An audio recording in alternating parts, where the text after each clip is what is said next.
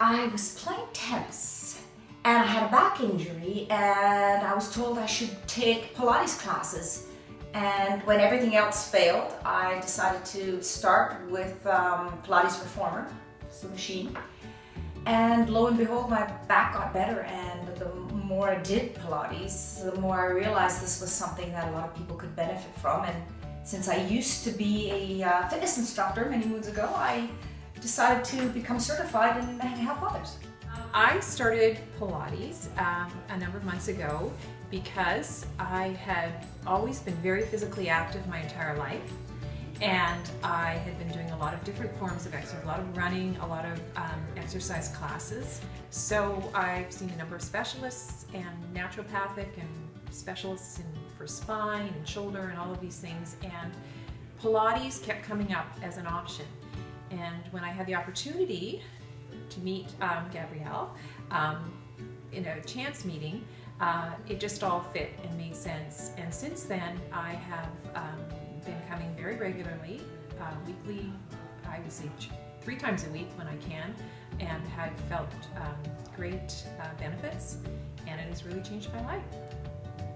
A lot of people say, oh, Pilates is the same as yoga, but there's a difference.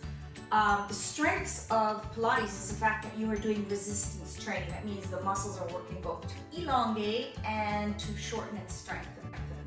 Joseph Pilates invented this machine after he had a very bad injury in World War II. And he was lying in his little narrow hospital bed, which is what this looks like, and he started pulling out the springs from underneath his old school mattress and started doing some restorative work on his own. And then it evolved into this beautiful machine, and the feet are solid on the foot bar. And it gives the body a chance to lengthen safely and return in a very slow motion, so there's no strain on the joints. Breathing in to grow and exhale to return. In breath to grow and an exhale to return. Lots of different feet positions depending on what part of the leg needs to be worked. It can be wide stance, it can be narrow on the toes, or it can be narrow on the heels, depending on what part of the leg or the lower portion of the body needs to be worked. I could not even turn my arm outwards. The pain was so bad in my arms. And as part of our daily ritual at Pilates, I would wave goodbye to Gabrielle at the door. And I could not wave higher than here.